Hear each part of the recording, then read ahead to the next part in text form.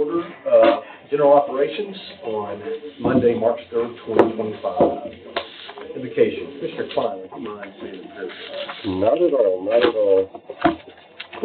Heavenly Father, we thank you for a beautiful day today, cool and bright. We thank you for allowing us to be in a position of representing the citizens of this great county.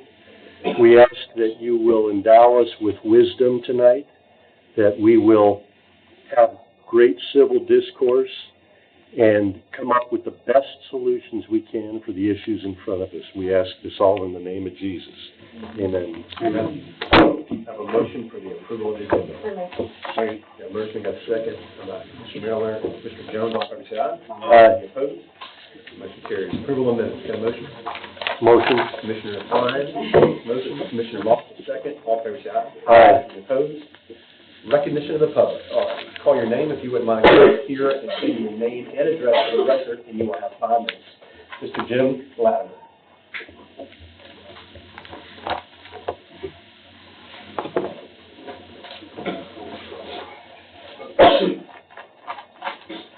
Supervisor, 1578 Latimer Lane, Hendersonville, Tennessee. Thank y'all for listening to us tonight. Thanks to everyone who's trying to make something happen with this situation. First off, I'd like to acknowledge Mr. Brown and the tremendous amount of money and the gift that he left the county and left it in trust in the county to honor his wishes. And I would like for us to try to go ahead and work something out where we can get that honor. A little bit of history about the place. You know, take y'all back down memory lane right here. You know, what would it be like to set your feet on the deck of a wooden boat in 1636 and look west across that vast ocean? That's what Robert Latimer did at that year. He came to the North American continent at that time, the United States. 3 generations later, his great-grandson, Jonathan Latimer, took up arms for the country in the Revolution. What would it be like to stand and look across the battlefield at Boston, at Long Island, at White Plains, at Brooklyn, at Saratoga, to look across the field at the most professional army in the world, the British Army, and to face them, and then come out ahead? What would it be like to be in command of the defense of your hometown, New London, Connecticut? You're away from the front on other business. You get a message that your former commander, Benedict Arnold, is burning the town of New London. And you come and you see the town burned. At that point, all you can do is harass the English soldiers and the Hessians as they're loading back onto the boat and going away. After the Revolution, the Latimers decided to look west again. They moved from Connecticut through the wilderness to the Tennessee frontier. They established their home there. Charles Latimer built that house on the property out there. And what must it have been like for Jonathan, as a father, making it through the Revolution, his son served with him, to get here to Tennessee and then hear that one of your sons has been surrounded by a large hostile force of Native Americans trying to destroy the city of Nashville. They were able to hold that force off and turn them back. What must it have been like to be a little bit later find out that your youngest son, Nathan, was killed at the Battle of Rock Island for the same group of Indians in their retreat? We do not own the property. It was in the family for over 100 years. We have an interest in it as historical property and a family property. Now, to say that we have no interest in it would be like saying that the heirs to Monticello or Mount Vernon have no interest in that home. You know, just because it passed out of family hands, we know who built it. We know the history behind the property, and we would love to see it preserved. And I've seen some things posted online about the Latimer family willy-nilly filing suit, you know, in Sumner County on the property of land. If you go back and look at that lawsuit, it's not filed by any members of this Latimer family. It's a totally different family, a totally different group of land, and has nothing to do with us or that property. We don't want the money, we don't want want the house preserved in honor of Mr. Brown's wishes. I mean, he left a tremendous gift. We need to honor that gift and do what's expected of us. And I appreciate y'all listening to me. Thank you. All right, next up is Lee Monitor. You can come up and state your name and address for the record. You have 5 minutes. My name is Lee Monitor. I'm the niece of William Brown and Martha Brown. My aunt was Martha. I spent many delightful Christmases, Thanksgivings at the Brown house that we all know and are talking about. I am so thrilled to be here tonight, to be able to talk to you guys, tell you a little bit about some perspective of the Brown house in recent years and what we know. Mr. Brown and Mrs. Brown, they were very close to me. I talked to Mr. Brown about the year before he died. We went and visited him at the house. We visited him a month before that, and before when Martha died, we went to Martha's funeral. It's really important to note that they cared a lot about the house. They did a lot of things to the house. They preserved the land.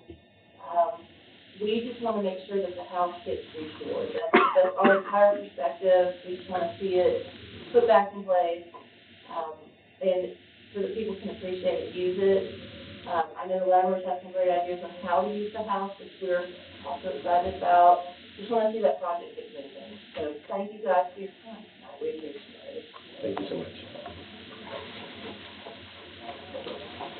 All right, Mr. Tommy Latimer. State your name and address for the record. Again, the drill. Thank you. Thomas Latimer, 264 Heston Road, Portland. Jimmy told you most of the things about the Latimer family. Colonel Johnson was colonel of the 3rd Regiment of Connecticut Militia. He had 4 sons that fought in the Revolution. Had a field son that was 5, he was too young to fight. He did serve. So Charles, the one that built the house, was the youngest one that served besides the father. I want to speak a little bit on behalf of Mr. Brown. We became friends in 97 or 98, about 20 years. Of course, Miss Martha died several years before Mr. Brown did. We talked several times about the house. I suggested one time that he put it on the historical register. He said, no, I'm not going to have somebody come in and tell me when to sweep the floor or run the vacuum. And I understand that. I'm a witherer. So I understand what he's talking about. But he told me that he was going to build a house. This was before he made a deed, will, or anything. He was going to give it to the school board, and they were going to preserve the house. Well, I went and talked to Dr. Phillips, and he told me the same thing. The deal that Mr. Brown had, I'll give you 150 acres, you preserve the house. And it's been 8 years. 8 years since he died. So, please preserve the house. Thank you. Thank you, Mr. Latimer. All right, Mr. Michael Clark. Michael Clark, 102 Kiowa Trail, Hendersonville. I'm not a Latimer. I'm not kin to the Latimers. I'm nor the Browns. We live right next to the property. Sorry?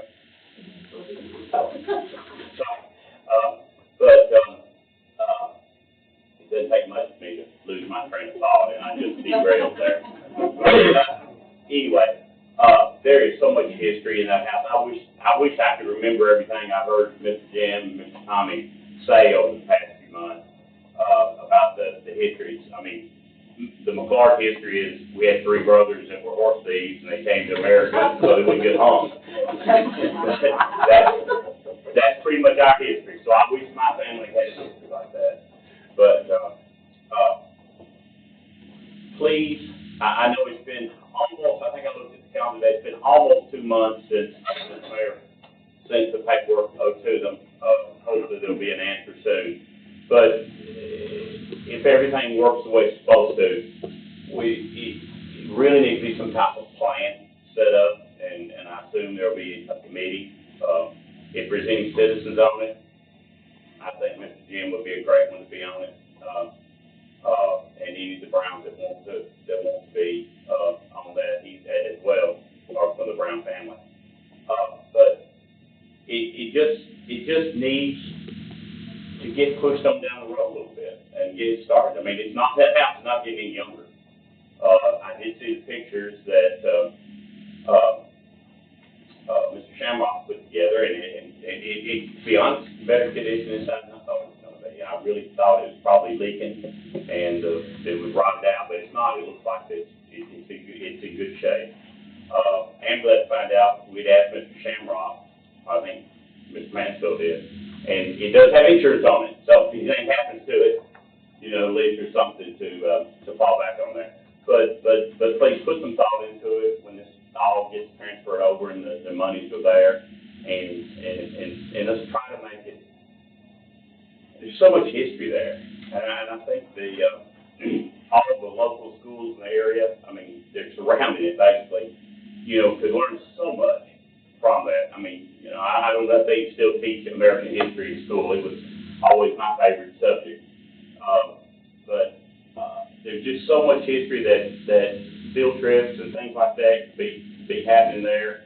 Festivals in the spring and things like that could utilize it, how the people could see it, or how it was 200 years ago, or even older. But anyway, y'all put some thought into it, and thank you. Okay, thank you, Mr. Carter. Mrs. Laura Baker? Thank you, Mr. Chairman. Laura Baker, 42480 Wade Road. It was a month ago tomorrow that Mr. Mayor made a call to Vanguard. 7 of us were in the room during that call, and a member of the media was on the phone. As far as I know, there's been absolutely no progress. I would think that the mayor would probably think that he is operating in good faith with Vanguard, following up repeatedly since then. I suggest it's time for us to take legal action against Vanguard. Unless the mayor disputes that he's been operating in good faith, they're holding our money hostage. We have not been able to get at this money. It's ridiculous. It's not their money, it's our money. If there are trustees, he's got all the paperwork, he's submitted it. What are we waiting for? So unless the mayor doesn't think that that's not true, I mean, they haven't told them anything else that they need from him, so I don't understand why this is not done yet. So that's all I'm going to say about that. I'll make this real quick because I know we're running late. The second thing is about the children or people in the house, the building over there and all that. I'm not exactly sure, and so I don't like getting ahead of ourselves, whether this is going to be a lease agreement with the children or people group or a sale. All I would suggest is I would encourage at this point a lease unless we consider a fair market price for the building. Because it's taxpayer money, we either need to get the fair market value for it, or if we have a really good use for something that does benefit the community as a whole, then I think we're looking at a lease. If we aren't going to try to get the fair market value and just designate an entity to use that building. Thank you. Thank you. Well, that concludes public comment. All right. For the chairman, I did want to clarify, appreciate Mr. Owens Dustin for sending a clarification. If you look on pages 24 through 29 about the procurement policy, I was things I guess incorrectly given this committee last month. Commissioner Klein had wanted to bring forward, basically an ask between $1,000 and $2,000 to get started on the Brown House, and that in your packet, he sent that email out to clarify that we could have done that, and that purchases under $10,000 do not require bids or quotes, and so just wanted to clear that for the committee.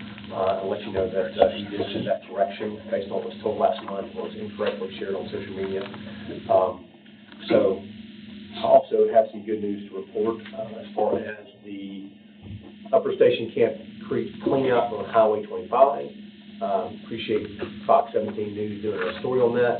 They're doing some investigating. They helped tip the needle and push TDEC and TDOT into taking action on to clean out that northeast portion of the creek that we've been asking for, and that was getting continually denied in the budget committee for some reason. They are now going to do that themselves, just like they did the south. So it's great for the citizens. They said that they would get that started within the month. So I'm very happy to hear that they're going to do that, and that's something that we don't have to have on our plate or argue about. But I'm just very thankful to TDOT, TDEC, and also to Fox 17 for covering this and bringing awareness and kind of pushing me on the TDOT and TDEC are kind of like CSX. You don't tell them what to do, or they just kind of tell you what they're going to do when they're going to do it. So very surprised, very happy for citizens there that in that area impacted by the debris in the creek that was causing a lot of these issues. So that I think we can hopefully alleviate some of that pressure and strain. So that is, just wanted to add that to my report. So good news. So thank you, Commissioner Klein and Commissioner Jones, for your hard work and persistence on this and pushing this. And you know, we've been out there and looked at things during the rains and been in our muck boots and our rain jackets, just observing water patterns for hours. So I'm glad to not have to do that anymore, at least not in the near future. All right. Any questions on those two items, for the procurement policy or the TDOT clean-out? All right, moving on. Report the Finance Director, Capital Projects, Arbor Project Update. Mr. Shamrock, the floor is yours. Well, if you guys haven't noticed, the archive route looks substantially different than it did before. It started on the 3rd. We got a change order to push it up to the 10th. They had a longer lead time on the coping, which is why if you drive by right now, it's still nailed down at the top. But that metal is supposed to be in this week sometime, and they're supposed to be done with it by next Monday. So that's what that is. Westmoreland EMS, Marshall's been working with the state and local fire marshal. The final zoning's complete, and he's expecting the building permit in the next 2 to 3 weeks. For the Oak Grove Fire Department, they've already started construction. They started working on the building pad here this past week. For the Brown House, we still have not received any funds, but I did talk with Chris. I got his official quote and everything for the exploratory, removing the HVAC and the carpet and the first floor walls to get a better idea of what we're looking at. So whenever we get that, we can action on that a little bit quicker. Franklin Street and the stormwater project, we only had one bidder. It was LNG Construction.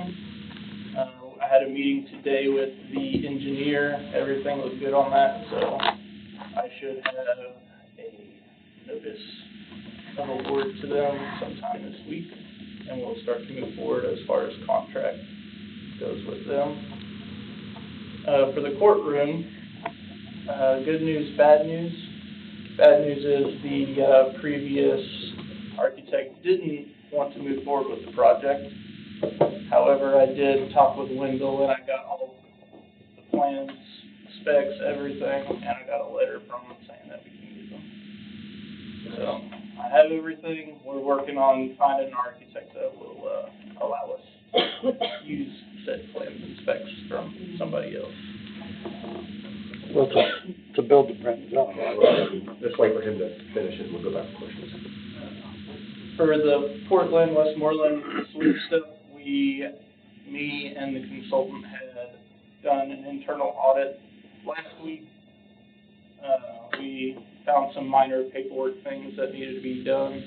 They had to update their federal grant risk assessment and get a screenshot of the SAM.gov proving that companies that they're using aren't debarred or things like that. So small minor things before the state gets in there and audits them.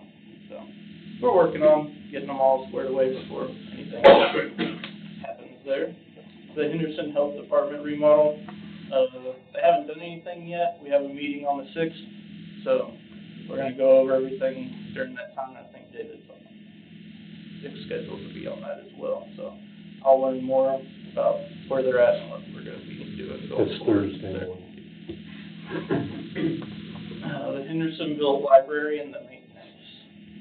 So I spent probably a whole day going through all of our past transactions, and there's an attachment on the back in this packet the breakdown of the maintenance all the way back to 2017 was the latest one I found. But it ended up being just over $50,000.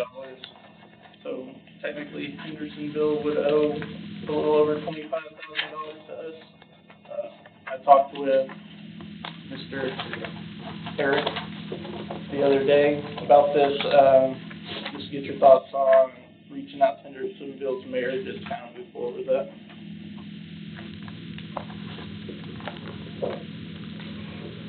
Oh, you guys, for my input? I was gonna wait, if we can, Okay. make what I was going, so we can finish it, I was gonna finish the report. Okay. I'll come back to it.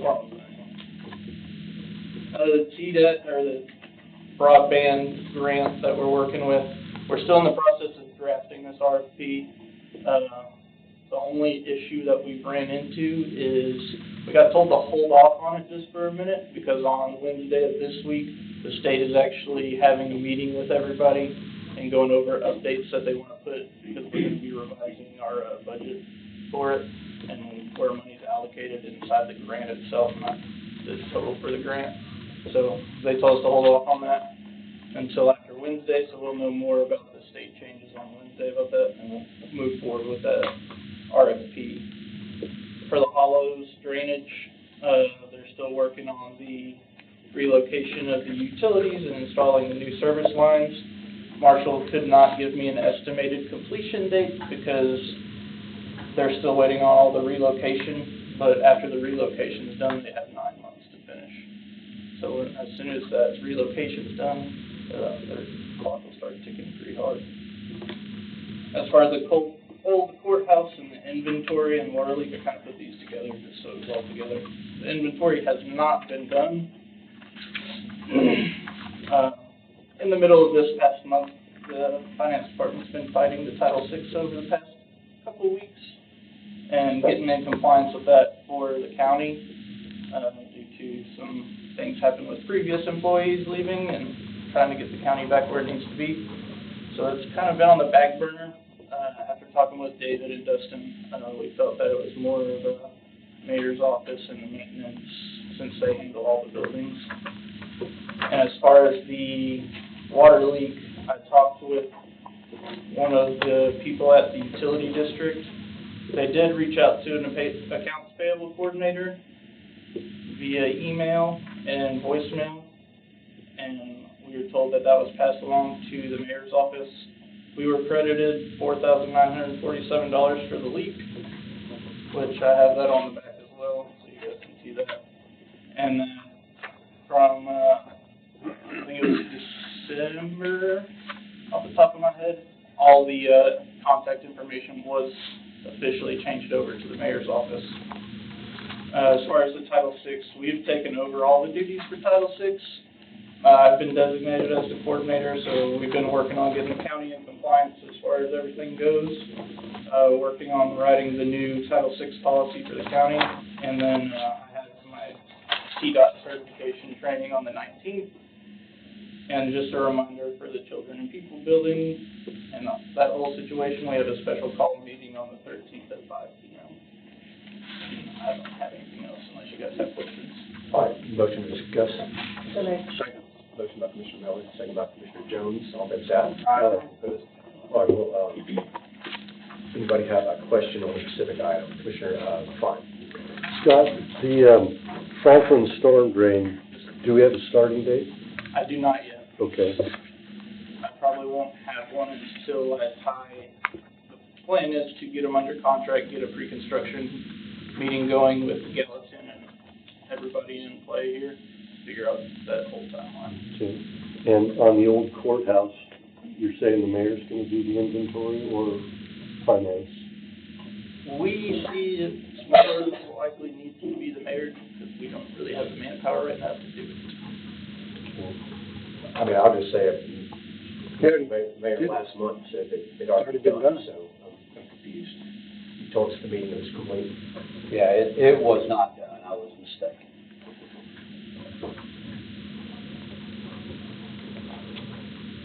Is that something that the maintenance guys can do, or do you need somebody? It'll be tight for them to do it, Okay. but, I mean, we'll work on it. prime time. Okay. Commissioner Jones? You done, David? Yeah. Just two questions real quick. You seem to think it may be difficult to find a contractor that would be able to do a build-to-print job with the build-out of the new courthouse. Is that what you were implying, or just haven't got there yet? Like, So David's been working, he's supposed to reach out to the architect workshop, I believe, he said at first. Just my personal perspective, if I'm an architect, I don't know how I'd feel about somebody else's plan, that's just me. why do we have to use the architect workshop when it's already been built, it's already We're been gonna reach designed? out to figure out what our best option is. Should we not just send this out to a contractor to build, like the architect work's done, right? Like, this is just contracting somebody that knows how to put hammer and nails to the project, because this is a build-to-print job. It should be pretty straightforward without the need to go to any architect. They got plans and prints. So you're saying without using like an architect? Yeah, the architect work's been done, right? Company? I don't know if we can do that technically according to our purchase and stuff. Well, we're not making structural changes, right? To his point, you're gonna hold him accountable for the work he does on plans he had no party to. So that's, I think, the point he's trying to make here. It may be difficult because nobody wants to be held to the standard of an architectural, document that they didn't make themselves. I mean, but builders don't make architectural documents. I mean, if you're giving it off to a construction crew or to the builder to do this out, build this out in an existing facility, I don't understand. Because there could be some liability with the architectural setup that the contractor's not gonna be aware of or won't make itself known till later. But why would liability still leave from the original architect? Yeah, Design? Because they're not building it out, they could, any number of offenses, they could say they, a subsequent inspection of the place would have revealed this. I'm just plain devil's advocate on somebody sticking to another person's plans. Chairman, I think I was just going to say that in the school system, we often would duplicate, not often, but we have duplicated plans. For instance, Walker Valley High School near Chattanooga and Station Camp High School use another architect's plans. You will have to pay something to the architect that drew those plans up, even though he's given permission to use them. That's what we always had to do. We had to pay a certain percentage to duplicate an architect's plan. But, I think in this case, we're not having to pay correct, but it's just the fact that people don't want to, I guess, if I'm understanding kind of the transfer, the point is that we might have to pay a new architect to look at these plans and approve them. Is that? no, if we used, and this architect may have, as you say, he may have chosen not to charge anything. I can't imagine. But that's what he said in the report. I mean, that's. But they just gave it out. Yeah, there's no charge. Okay, well then forget what I said, because on occasion, I can't imagine him, that's bad business, but there is a certain percentage, 1 or 2%, 3%, that usually an architect will charge to duplicate their plan. Yeah, I guess it's free of charge, so that's just Commissioner Jones, or Commissioner Rodriguez. Yeah, unless there's a statutory law with the state, and there could be, because of the cost of the project or whatever, but you're right, that space is exactly the same size as two of the 3 courtrooms on that floor. All things being equal, we're talking about a fit out of a room, nothing structural, very little electrical or heating and air conditioning. It's just distribution of the HVAC and distribution of the electrical. I am sure that we don't need a full-blown design. No. I'm certain of that. And I'm sure that Mr. Shamrock will figure out in pretty short order that we could probably have an architect that will sign off on a plan, because he's not designing it, he's just signing off and warranting to the liability that Mr. Sittler's talking about. This should be a much less costly room to build, and because we're just talking about decorating it.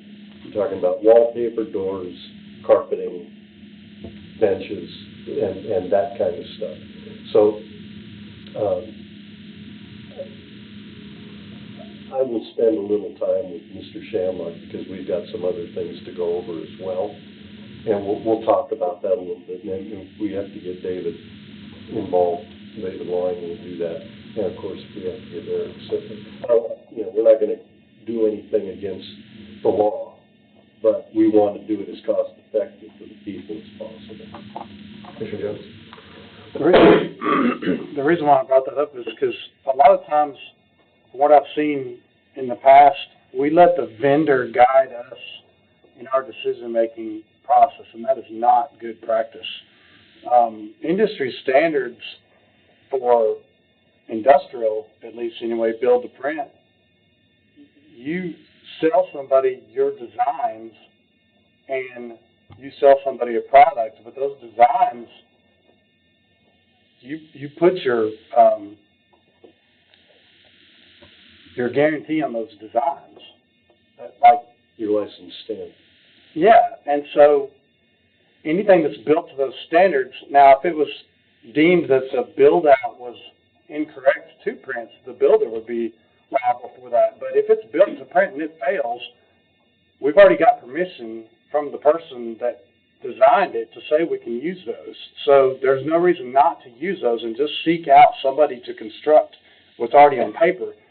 I'm giving this guidance just so we can give direction to Scott to go forward and not just take the vendors leading by this. We need to drive what we expect out of it, and then of course investigate if there's any legal differences between what I've experienced in the industry I work in versus construction. But I don't want us to assume that we have to pay for another architect and even for another architect to even look at it. If they put their stamp of approval on those things and they stand behind those designs, whether it's their build or somebody else's build, the build can be scrutinized by another builder, but the design stands on its own. I have a question. Did the architect give you a letter of approval to use did he give you actual writing? Yes, ma'am. A letter? And then the plans are already stamped and ready to go? Yep. I mean, my husband's an engineer and he's designed oil refineries and since, presented them and gave the design work to the country that wants to build it, and then if they buy it, which is what we're doing, we bought those plans because we paid all that money for that. So we bought the plans, we bought the stamp. If we want to use it, we should be allowed to use it. It's just the same thing. If the country doesn't want to build the refinery, then it's their plans and they can market it wherever. But I don't understand why we would have to get another architect, because that guy is he provided those and he allowed it and he stamped it, right? It's completely stamped. I don't see a reason to get another architect. Commissioner Jones? And to Scott's defense, he may be talking about things that he might encounter going forward. I just want to make sure that we shouldn't expect to have to pay for another architect. I'm welcoming whatever findings you bring on, but don't think that we should have to. Is there any other item for us? Is there no action item for us on this or is it so what are next steps for you, Scott? Or is there anything you need from us on this? I have one question on another item. Yeah, that's fine. Yeah, I do too. So, all right, go ahead, Tim. Quick. What is your TDOT training for?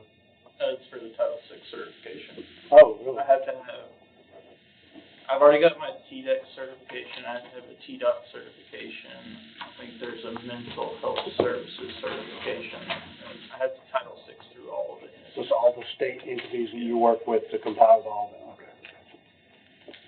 okay. Henderson Library maintenance, Mr. Moderator, do you want to speak to that? We discussed that, and he was asking me for some, direction on maybe getting with the, city of Hendersonville and some points of contact, and I brought him up to speed with how we went through, I believe, their budget committee and, how unreceptive they were to any of our offers. So, after having that conversation, I've suggested that it be tabled here as to where you want him to go next as far as the expenses that have been spent. I know last month, just looking at our minutes on page 5, I know it was I moved second by Commissioner Jones to ask the Finance Department to investigate any major capital project costs and invoice the city of Henderson 50% less payment received. And so I appreciate you looking forward to that, spending the time to figure out I guess it's an outstanding balance on things that we have paid, that should have been paid by the city of Hendersonville as joint owners, correct? I mean, that's major. My interpretation. I mean, our motion still stands of sending an invoice, but that's what we made the motion last month. I don't think anything's changed on that. Any other discussion, questions? No, because last month, Commissioner Clark. The meeting on the 13th, is it 5 or 5:30? Is it 5 o'clock? Okay. I had 5:30. Speaking on that meeting, I have an unexpected business trip, I won't be here. Commissioner Miller, I think you informed me, you're going to be out of town. Is anybody else? I won't be there, neither Commissioner Miller for that joint meeting, but the rest of you guys be there for the joint meeting, so make sure we have a quorum. Mm-hmm. Okay, we can let Dustin know that. I think we're good to go. Any other items, questions about the Board of Finance Director? Appreciate you getting all this together, Scott. Thank you so much. All right, the county mayor. All right, well, I am excited and relieved to report that at 3:30 today, I got a phone call, and I am now on the trustees account. Long shot. Unfortunately, I was on hold till 4:15 to transfer the money, so I will start that process tomorrow. Okay. The $500,000 and interest. So, I will work on that process tomorrow. Will you be working with David Lime on that transfer process? Or? It'll come in the form of a check, and that check will be handed over to me.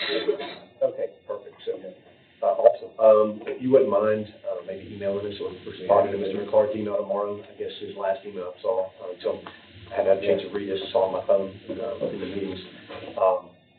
That's good news. So, fantastic. Which brings us to anything else, Mr. Mayor? Anything else? No, that's all right. Brings us to old business, Latimer House for restoration. Do you have a motion? Motion to discuss. Motion by Commissioner Klein, second by Commissioner Jones. All in favor, say aye. Aye. Any opposed? All right. First bullet point, obviously, we just got an update on the status of the transfer. You should have a handout from the, I guess, a PDF from the email of the law director sent out around 3:50 p.m. With that information from Vanguard. So, we can see that. So that is good news. I did want to, I guess, open it up also. Scott, you had mentioned you did speak with Century Renovations, Chris Coker from Century Renovations. That's on your report.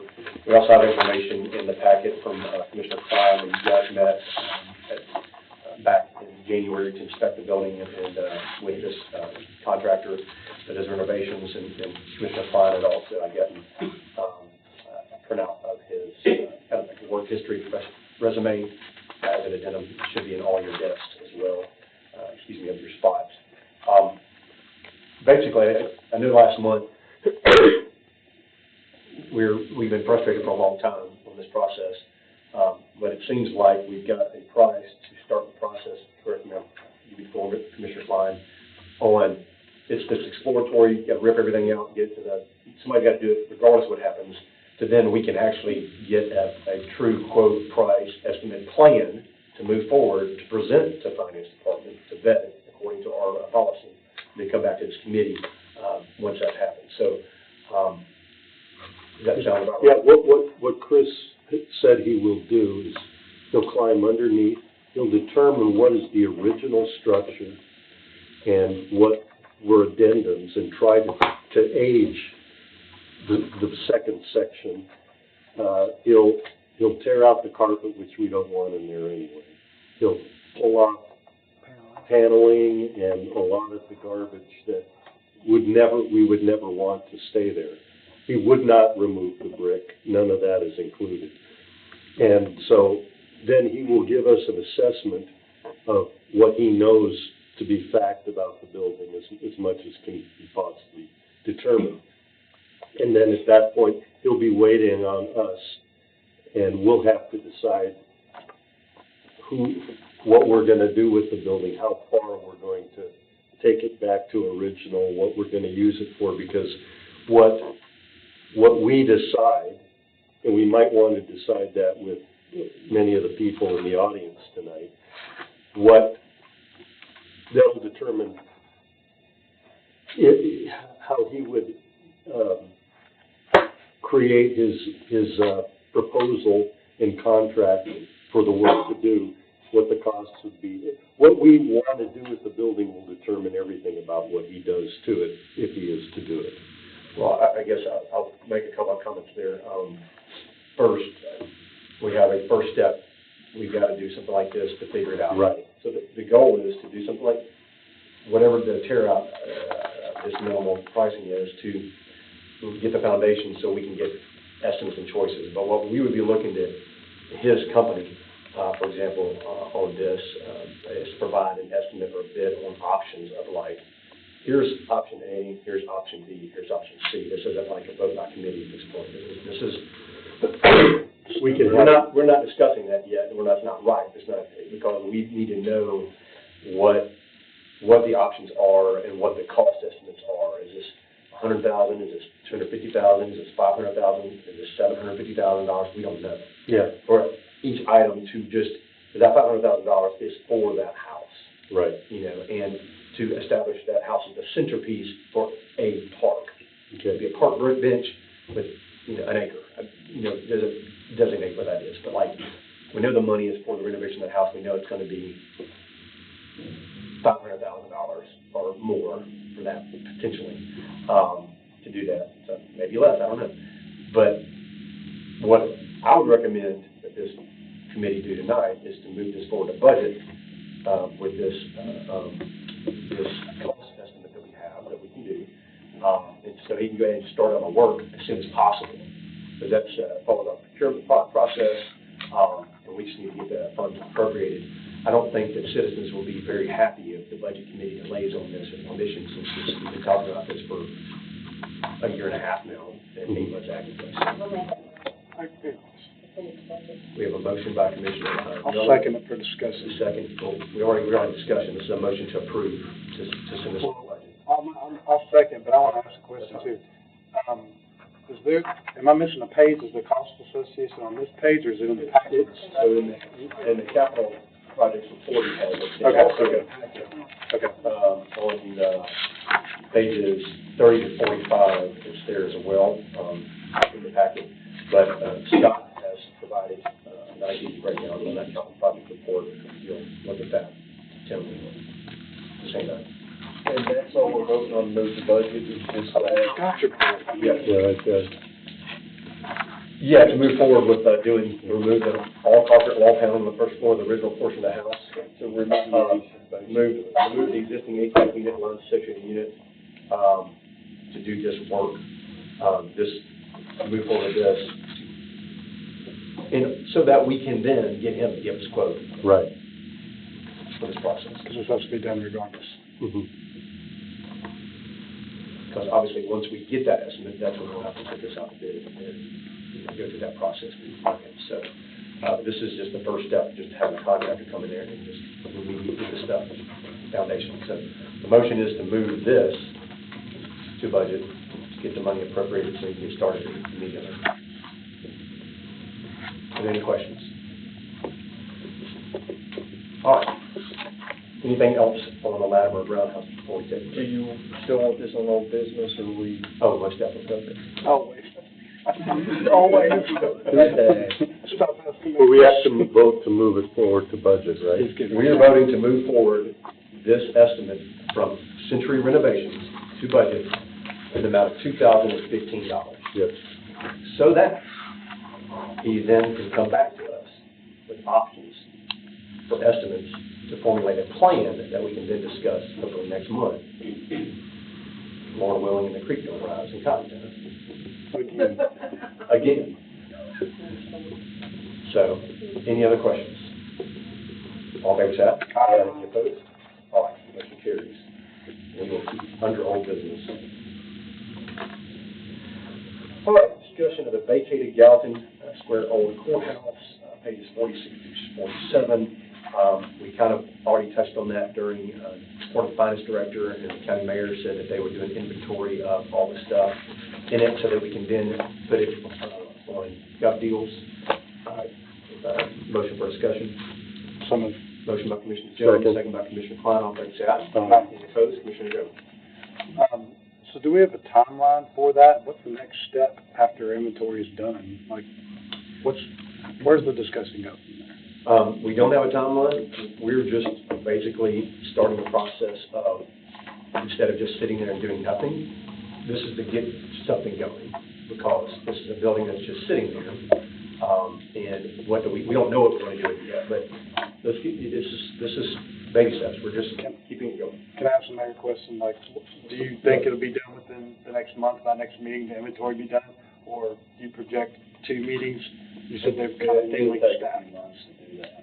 What I'd like to do is do an inventory, run it through the usual gov deal process. That's what the goal is. Where it goes on for other offices to look at it first, and then gov deals after that. That's My goal. Well, that's what the stated goal was a month ago. That's not changed. So I mean, the goal of the inventory is to then put it on gov deals, or put it on our any interdepartmental use that's needed, and then put it on gov deals. But it has to have the inventory first. So thank you, County Mayor. Are we going to run it through the county surplus system first? Yes. So let's go ahead and make a motion for the County Mayor to inventory that and to put it on the surplus. Second motion and by Commissioner Miller, second by Commissioner Jones. All in favor, say aye. Aye. Any opposed? All right, motion carries. We will. Can we take this off? I'm going to. Agenda, but put it on for like a couple months from now or something? Or what's best? Just to kind of get a timeline when we can revisit it. Tell you what. How about you want to make a motion to put this on the agenda for May? Yeah. That's my motion. All right, I have a motion by Commissioner Jones and second by Commissioner Janone to move the discussion on this and follow up on the inventory process and the county surplus listings, then the gov deals in that May meeting. So we will remove from old business and put under new business. You want to take a vote? All in favor, say aye. Aye. Any opposed? All right, motion carries. Discussion vacated Gallatin Square, old courthouse, 100 Public Square water leak. I don't think we need a discussion. Mr. Shamrock did provide. It's also in our document. I did get that from the finance department as well. So you have it in this packet, and Mr. Shamrock's that we did get almost $5,000 back from the city of Gallatin for that water leak, which is good news. I'm very glad to hear that. And I don't think there's anything else to discuss on this. And so without objection, I'm going to just remove this from the agenda. All right, I'm going to remove.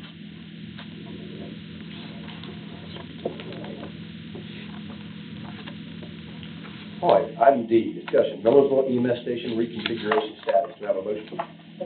Motion by Commissioner Miller. Second by Commissioner Klein. All in favor, say aye. Aye. Any opposed? All right. Anybody want to get in the queue on this one? Commissioner Klein? I've been through the contract, and I'm a little confused about it. The contract that has been proposed by Architect Workshop.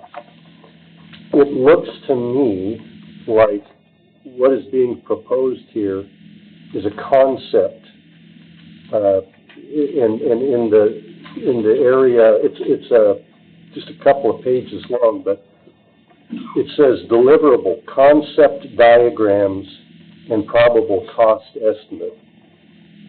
And that's for that and doing the due diligence. And one of the things that he points out in here is 4 sleeping quarters, and we have 2, and I believe that's all we were going to do was keep 2 sleeping quarters. I never heard anything about 4 sleeping quarters.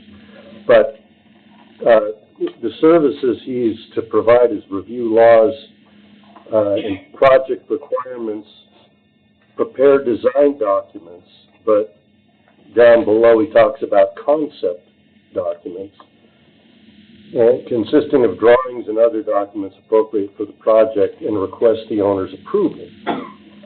Code analysis of the existing structure and concept diagrams. So what this document, I believe, is, and anybody can correct me if they think I'm wrong, this is a request of $5,000 to do his due diligence. The other architect that I had look at the project already did this for free, and he provided us with a proposal to design 2 legal sleeping quarters and everything that else would have to happen for, I forget, it was $13,000 and That's change. on page 59 where you were referring to. Right. So these 2 things are very, they're apples and oranges. They're, the total compensation for a complete architectural design by Mr. Hood is $13,200. The concept design by Architect Workshop is $5,000.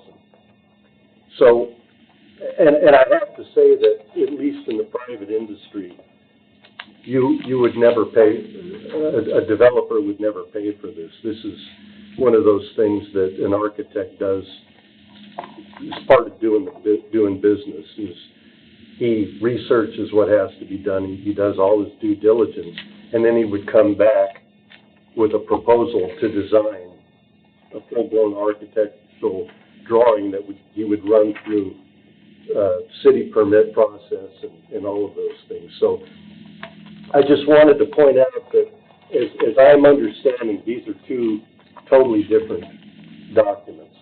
This is a due diligence or basically a concept design. And this is a full-blown architectural design. This one's $5,000. He already did this for free, and he's giving us a price for that. So I don't know where we're at in the process.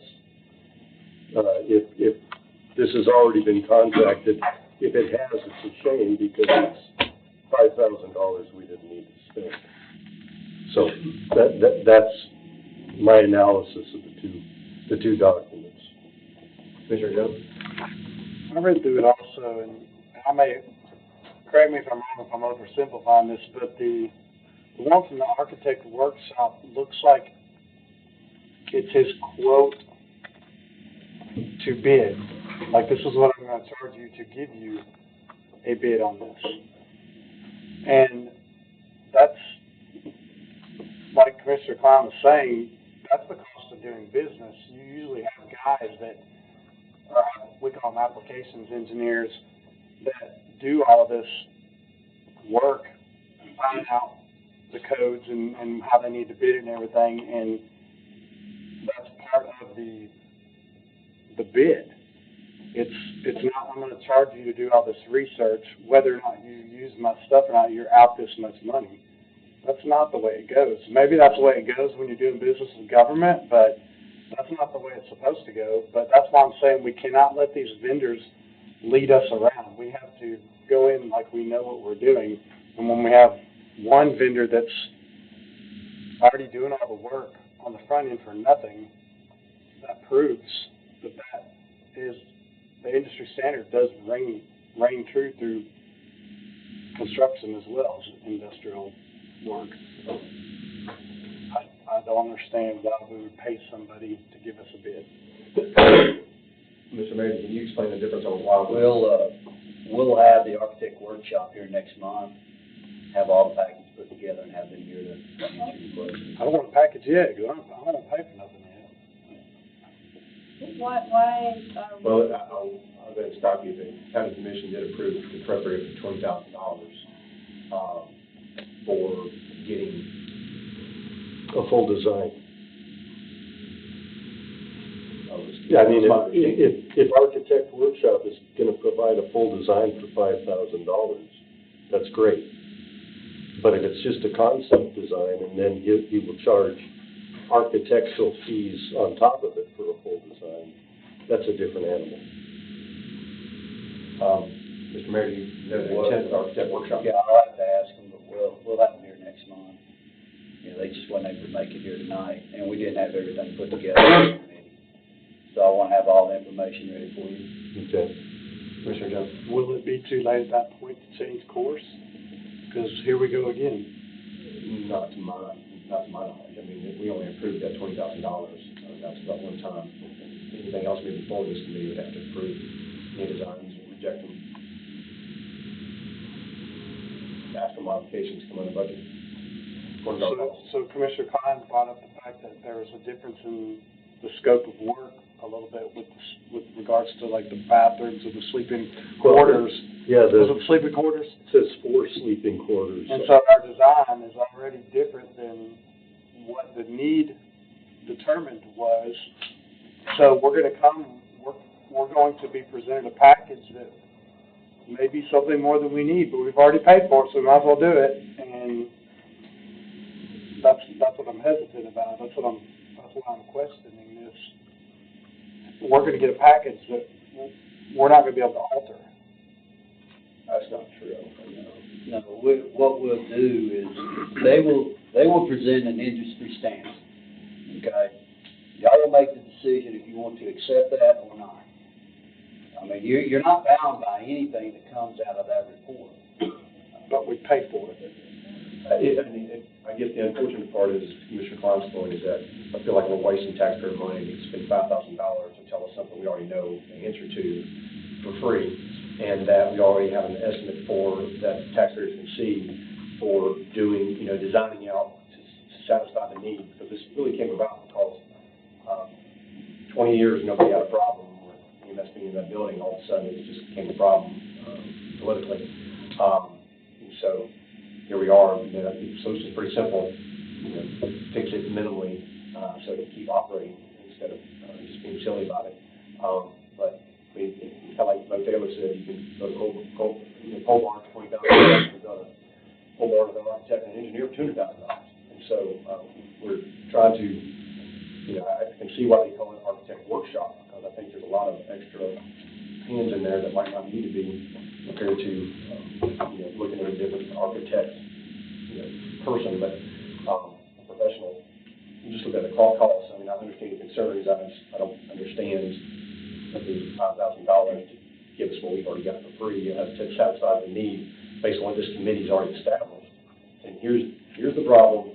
Here's how to fix it. We need an estimate on it, which we've already gotten. But then they're coming over and saying something different. So I mean, we're not looking to, I've heard it said before. I don't know what it was applied to, because this, but we're not looking to spend $250,000 on plans in an architect's workshop to renovate the building on final. So I hope they don't come back with that. Mr. Jones. If the money's already been appropriated up to $20,000 and it's already been spent, and they're going to come with a package next month, I guess my question to the mayor is, will we have an option at that point to de-scope it or alter it in any way, and it's not going to cost extra to go back and redesign?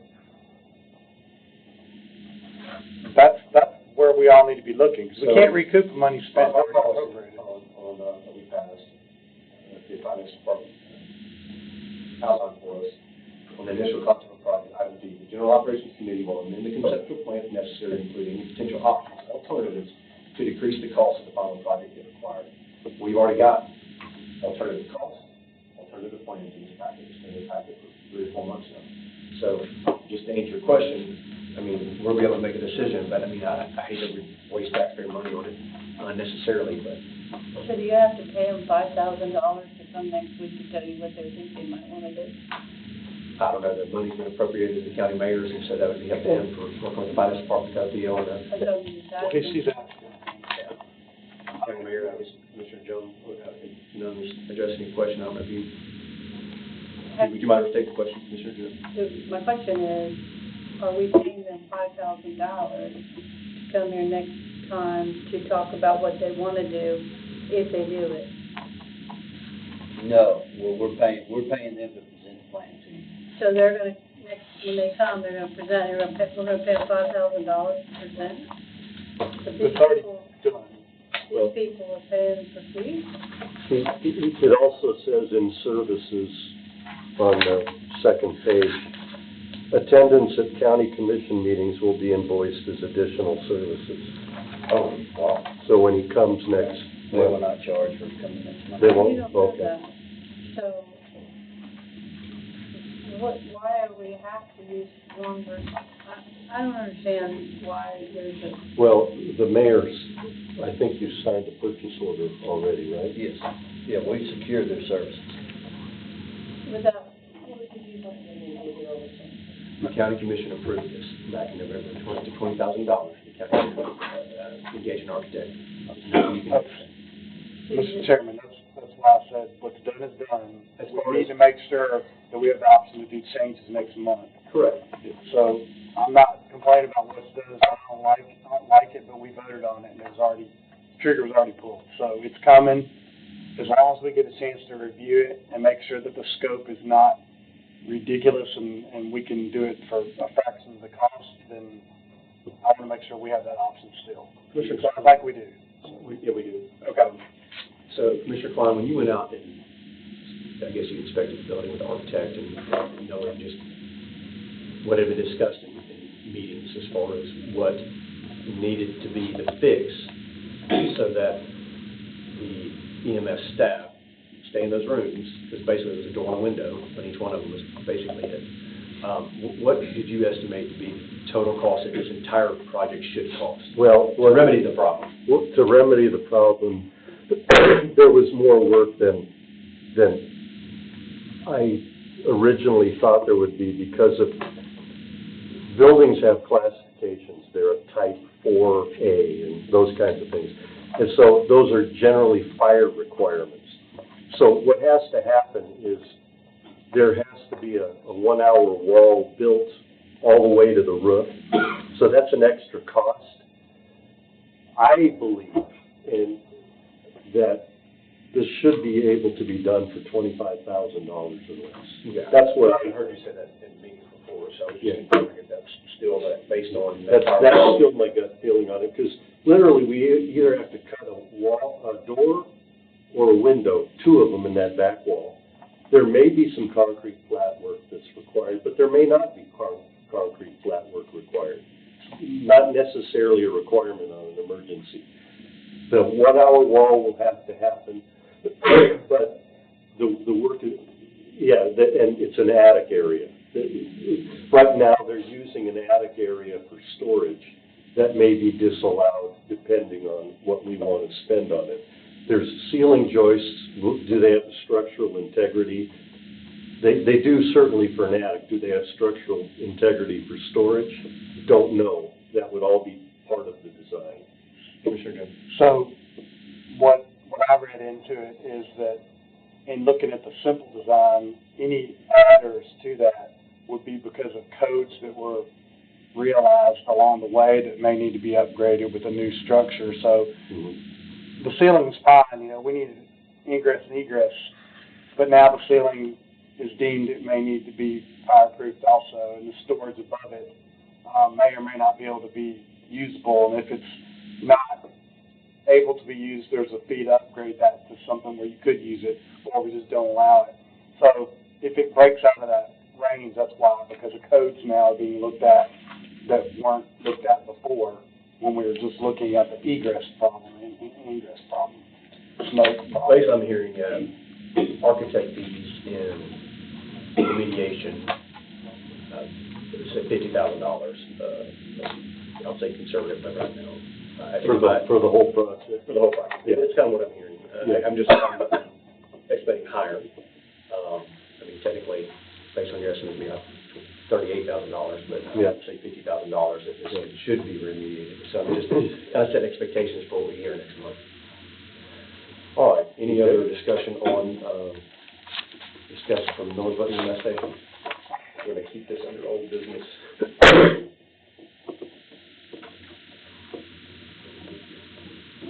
All right, item E, I don't think we need to have any discussion here because we've already confirmed what we voted on in February. Keep it all. Yeah, we'll keep it on the old business for a report. That directive went out though, right? Correct, I mean, we voted on it last month. He's gonna Like do I said it. earlier in Yeah. the report, so we're going to keep item E. All right, new business, item A. Discussion, children are people building property. Do I have a motion for discussion? Motion by Commissioner Miller, second by Commissioner Nunn. All in favor, say aye. Aye. Any opposed? All right, we do have some new items on this. We have the resolution. If you look on page 82 to 83, just to discover that there was a resolution in 2014 to allow Gallatin Police to pave and use the lot behind the old health department building, but that is not a lease. The lease, there was evidently a lease executed on pages 84 to 86, that was never voted on by the county commission to anybody's knowledge or understanding, which would invalidate that lease at the outset. I'm not going to get into technicality and legalities, or who cares, as far as like of somebody being there for 10 years or 11 years. I'm just saying, technically, this lease was never legally and properly voted on by the county commission. So, obviously, the deed and parcel information is on page 87 through 94, just for your information on background for that.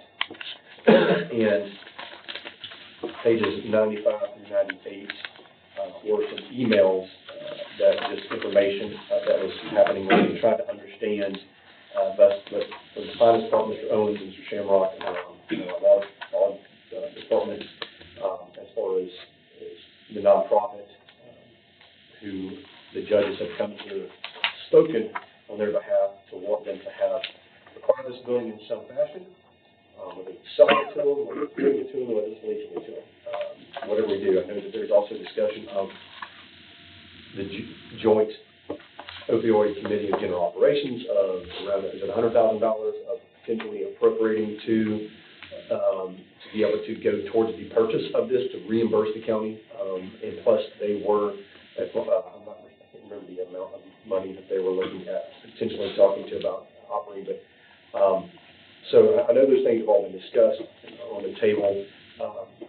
Commissioner Klein, I know that you and the county the law director had gone out just to inspect the property, just to see what was there, try to figure out whose stuff this was.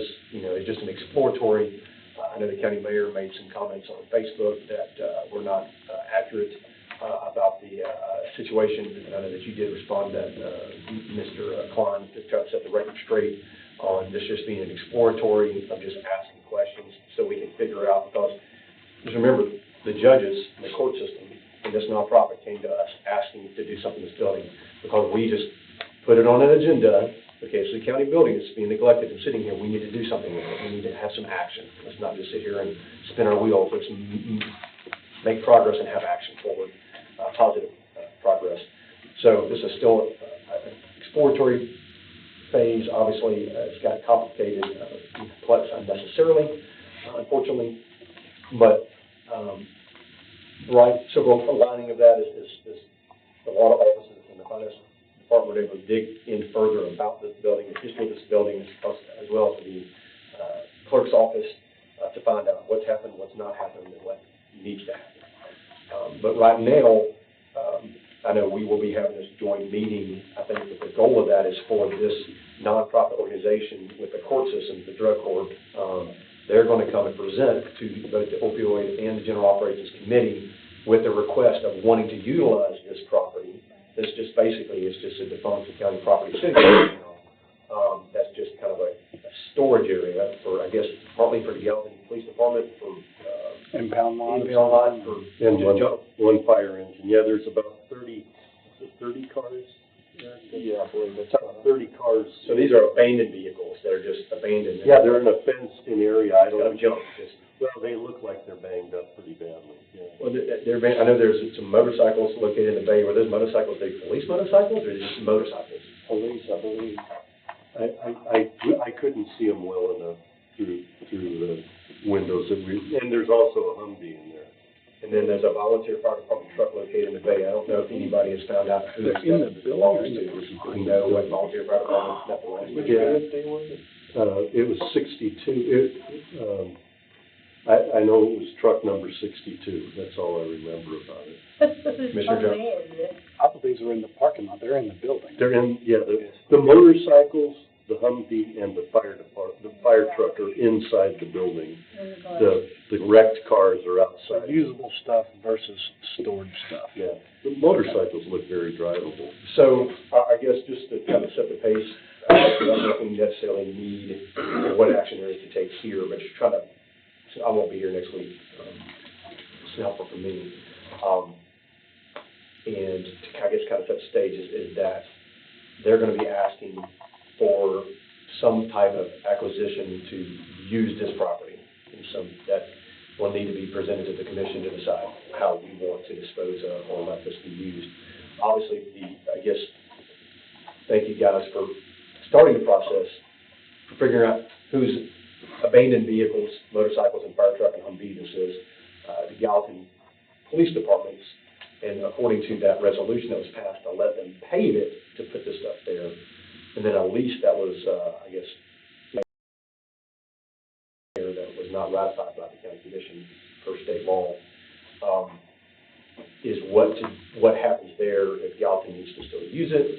Is there need to be some kind of agreement between the nonprofit if they end up letting them acquire this in some way in the city of Gallatin?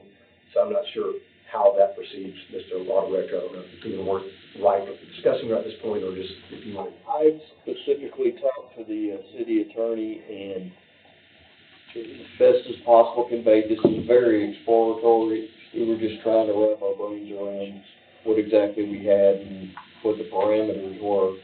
So I've just left it alone.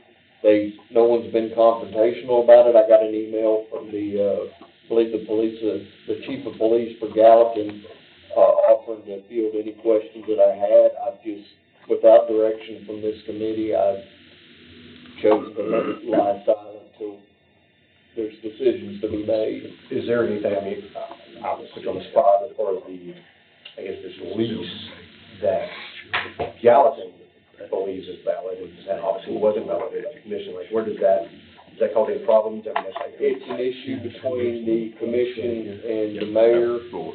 I believe it could safely be argued, the mayor had apparent authority to enter into this, so Gallatin had no reason to believe it was not a valid lease. Sure, from their So we standpoint. need to operate as if that lease exists. Sure, and that's no problem, but I just wanted to clarify that's how we would be operating that, okay, should something happen, we would need to negotiate something with Gallatin, or if we were to give it to a new tenant somehow, Or use sell it. Or sell it, or whatever, that an agreement between a new tenant and Gallatin. Well, there's some provisions in that, lease as well that weren't barred by the length of time on the contract, so I believe it could be ended with notice. Okay. 60-day notice, but I wasn't even gonna entertain that with them until we really knew what we wanted to do with it. So I guess after the March 13th meeting, we can figure out what this entity wants to do, potentially what the city of Gallatin is, whether they want to keep stuff there, they want to move it, or if they'd like to renegotiate something. Just to try to figure out so we can make the best informed decision for all parties, to not leave anybody in the lurch, and still providing space for somebody who wants to use it. Yes, to answer your question, that meeting is the precursor to what we do from there, that special meeting. Commissioner Jones? Is there a way that we can notify both parties, the Gallatin Police Department and the nonprofit, to have this discussion outside of this committee? See if there's something they can come up with that the nonprofit may say, we don't even use that space anyway, we don't even plan on using that space, you're welcome to keep it, and it's a non-issue, and I'd like to see that go on without us before we make it an issue. I don't want it to be an issue. If I'm not mistaken, I believe they've already said that they would be okay with that, from the email. The nonprofit? Mrs. Griffith has stated if certain portions of the property had been leased, that she would work with those entities. However, if no leases are present, then an issue could arise, and the terms may need to be removed from the items may need to be removed from the property, or potential leases need to be discussed with those entities, not including Sumner County, once the not-for-profit takes possession of the property. And that's a material part of this is, another reason I'm not jumping the gun is, if they're okay with that, they could purchase the property subject to the lease agreement and just bring it all over. Correct. And there's a lot of options here, so Yeah. Is it possible to do some kind of a walkthrough with both parties before that meeting to where all this could be known? We've already had 2 walkthroughs. No, We haven't locked the door for them so far, and I'm pretty sure they've already been to one. But with the Gallatin Police Department privy to that meeting, they could walk through the building and say, we could do without this, but we really need this, and see if they're all amicable to the conditions. Yeah, anything that matters is outside their. They paved the parking lot. The resolution 2014 was to allow Gallatin to pave county property. And they did it, and they just put, and to store cars there. I'm talking specifically about the ones that are inside the building on space that they may use. They're not, I mean, that's not, I don't think it's applicable. When Mr. Sittler and I were there, it was cleaner than it had been the last time I looked inside when Commissioner Janung and I met with the mayor and several other people, including the group that wants to either lease or buy the property. There are windows in the roll-up doors you can see in. My whole point though is does Gallatin Police want to keep their vehicles there? Or is the nonprofit okay with that? And I think that's going to be good questions for you next week, during the joint committee meeting to ask the nonprofit that, because that's on the 13th, and that's what that's for. but that's what I'm saying, Gallatin Police needs to input their opinion on the matter too, because they may say, we can do about half of that, guys, or they may say, we need every bit of this, and we need to know if you guys are okay with that. Mr. Water Director, would you mind having somebody, a representative from the county police department come to the meeting, a joint meeting? So, okay, I think that can get that. Thank you. Mr. Miller's first. Okay, so. I think that people are here that would look like they could be. Oh, okay. Operator side. Any opposed? I'm the director of the Summer Prevention Coalition, there's a nonprofit looking to acquire that property. We have actually already had conversations with, the chief at the Gallatin Volunteer Fire and Mayor Faith Brown, and we are open to working, continuing those leases, if they're valid or not. We want to work with them, let everything remain, so that's where we are on that. We have had those conversations already, should this happen, so. Perfect. I have a question for her. Okay, Commissioner Klein has a question. The old house that's also on that property, at one point, we spoke about demolishing that and building something for unwed mothers. Yes, sir. Our plan would be to subdivide and give that property and that house to Recovery Court Inc., the nonprofit arm of Recovery Court, and then they are going to seek funding for recovery housing for mothers. So I gotta interject if I can. If they're buying the whole property, what they do with it from there is of no consequence. Correct. Not our discussion of problem. Okay, well, because we still have people on the commission who want to see it leased instead of sold, I'm just kind of trying to look forward, because if that were to happen, I mean, if it gets sold, that's one thing. If Recovery Court were to take the other area, then those cars would have to be moved, because that would be the area where the building for unwed mothers would want to be. It would be where the old house is, as well as where this junk car parking lot is. So it's just Just, I just wasn't sure how that worked. So that's still, it's, That would still be what we would like to do. okay, Is that a okay. true statement though? That would have to change the ability for the GPD to stay there? How it's split up, they would probably want part of that, but that would, them, when a house would be built, would be dependent on them getting a grant. Did they know all that? Have you had those Yes. discussions? Yes. And they're okay with the future possibly changing for them? Yes, yeah, they're good, everybody's on board. Sorry. Josh Draper, 1015 Lake Road, West Orleans. They have actually, so we work with them every quarter on a ton of stuff. They would do that swap going back to the field behind it, and they actually intend to, inquire about purchasing that lot too, that I believe is owned by Jonathan and Josie Parsons. Okay.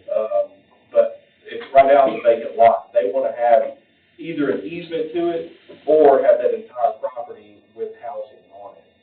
So, yeah, I mean, but GPD in that situation could move the cars over. They're not using the entire space, so they could move it over. But we've had those talks too. So we want to work with everybody. We don't want anybody getting upset, and I know that's happened a little bit already. And we've actually, I mean, we even got a letter of support that we're going to present from the volunteer fire chief. He actually wants to expand what he does if we acquire the building. So we want to work with everybody. Okay. Does that answer everybody's question? Yeah, my intent was, I don't want to displace people without the need to, without the consideration. And it sounds good that they've already talked to them. We'll bring us back and tell you. I have one question before we come back. For them? No, for Mr. Sittler. We can come back to that. Oh, okay. And I'm just trying to, because these questions are all gonna come up next week when you're not here. If the commission decided by majority vote that they didn't want to sell it, they wanted to lease it, and so we leased it to them, that building needs some work. Can we create a lease that allows them to do the work where we don't have, everything we do is expensive. They've got a way of doing things that would be a lot less expensive. Can we create a lease, let them do the work on the building, and we don't have to be part of it? I'll research this, but as far as I know, you can do a land lease and leave the improvements on whoever's doing the lease. Okay. But I would strongly encourage, starting here with this committee, that you not do the lease option, either keep it or get rid of it, because there's always the potential. I know I'm the half-empty glass guy, but that you're always setting yourself up for the potential of liability, even just as the owner of the real property. I agree with you. The house, if you keep it, needs to be mowed. So there you go. Yeah, and it, like I say, everything we do gets really expensive. Right, and it would be better to sell the property and let them do what they want. And then they can use it as a, to do other things. Yeah, I've just had several calls by commissioners that say, I don't want to sell it, I want to lease it. Well, then they can make the improvement, get their hammer out. Mr. Jones? Have we researched, or has anybody in the county researched fair market value? I was getting ready to ask the same question. So, what can we, what's the process for that, the law director, as far as assessing, I guess getting a, appraisal on the property or an evaluation? Just being appraisal. So, get an appraisal. Does that need to happen before this meeting? Do we need to go ahead and make a motion to move that budget? Oh, it could. So is that, do you have a motion, Mr. Jones? Well, I don't know if it needs to happen this meeting, because I don't know what's going to be discussed in the meeting, so I think that is the next step to get it regardless. Set the meeting aside. Yeah. If you're looking for fair market value to sell the property, then yes, I would suggest we get it moving. I But will y'all make got that too many motion things then. hanging on this. That we need, once that meeting transpires, I think the best course of action is make a decision at that point in time, how you're So going wait. to deal with this property, and if we need to do an assessment for fair market value, then we'll go ahead and get that in play. That won't be a problem. It won't time. take some time. Well, can we make the motion to trigger that after the meeting? If a condition, that way that way we're saving some time? You don't have to make a motion right now, but next week. I can't make a motion next week, that's what I'm saying, we could save some time if it triggers. It's a joint meeting. You can do. Okay. All right. Regularly, schedule a special call meeting. Okay. Well, if we made a motion to give an appraisal, we could pass it on to budget, which is happening Thursday night. Good. I think you're gonna make sense. Do you? Absolutely. Okay. So not even if, That's like wasting that $5,000, you should be wasting money on a break. Yeah, I don't know. I mean, that's silly, wait to see the thing. Okay. even if there's contingencies put on it, it'll say wait? Okay. That's the problem, I don't think you know what the contingencies are yet. Okay. You know, there's- I'll wait then. All right, we're going to, Leave it on old business. I'd like you earlier on this, Okay. under old business. All right. Once the, I guess my question is, once that,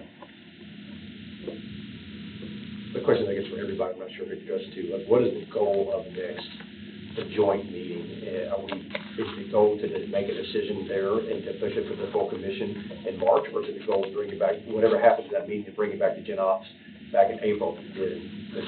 So, What's our goal here? so the opioid, the goal is to, we appropriated in the ability to use the money from opioids and timeline. And so, to bring in the general office together with us so that they can explain what they're wanting to do, the Judge Blanton's group and then this group, so that that money that has been, they can talk about what they're gonna do, why they're gonna do it, and why they want to use it, blah, blah, blah. And then we need to decide, basically, do we wanna sell it? I thought that we were gonna sell it, because if we don't, you still have to demolish the old house, because it's a trap, it's a rat trap. And so, they wanted, the idea was to have all of us together so that everybody understood exactly what they wanted to do and why. They were gonna do a power presentation. The judges will do a power presentation, recovery report, and, Prevention coalition. yeah, prevention goal. They will both do a power presentation and a proposal at that time on what they want to do, so that we would all be together at one time to understand it instead of opioid and then bring it here and y'all don't know what we're talking about. So it was a way to explain it in one place. So that's what that's about. Sure, and there could be several actions out of that. Could be deferred until April, until they refer back to Gen Ops to then take the information, process it, discuss again in the second meeting. Correct. Which I probably see that happening, I'll be honest with you, probably, I never understood that it was to be, that meeting was to be the decision maker. Okay. That was That's just not coming that confirmed. meeting. That's just kind of confirmed, because obviously we can go back This and is watch. special meeting. Correct, we can go back and watch and get the details of what we missed for those who can't be there. That was just trying to set that expectation for this, so yeah, so. Thanks for that, Mary, that's really helpful. Bringing this back to, so we're gonna keep this on whole business for April, knowing that this will probably. Okay. All right, item B, under new business, Galvin Health Department children. Do you have a motion for discussion? Motion by Commissioner Miller, second by Commissioner Klein, all in favor, say aye. Aye. Any opposed? We do have Hal Hendricks here, and Hal, my apologies, I'll make a note in the future to put you first on the agenda. And if you don't see it, remind me, and we'll change the agenda to first next time. Is there, you want to just, we'll make a motion to suspend the rules for Hal. Motion by Commissioner Miller, second by Commissioner Klein, all in favor, say aye. Aye. Opposed? Hal, you just want to explain kind of this? The 44-week lead time for the children means it will be October, November timeframe. I spoke with Jay with Comfort Group. What do we do this summer when it gets hot and I've got heat in the building and it can't cool it down?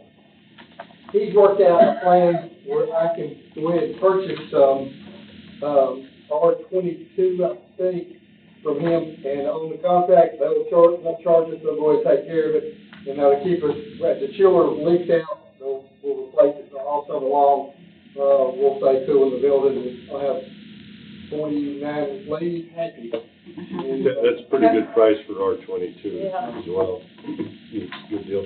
Before you bring us into session, can we talk about the gov deals? Gov deals, that's a health department issue. Yes, yeah. That's fine, yes. Yeah, because nobody in the county was interested in those generators? I haven't heard a word about the window. Two 8 kWs and a 9 kW, the emergency people were not interested. Nobody, That's the sheriff's department came and picked up all the filing cabinet.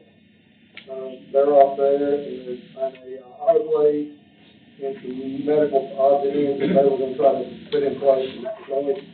Because all three of those generators work, right? Mm-hmm. Those are big generators. I would think that our emergency service people would have wanted those. How old are they? I don't know, how old are they? 20 to 15 years, but I don't know what is those stuff. They've been serviced spring and fall every year, religiously, since day one. Al takes great care of his stuff. Any other questions you have?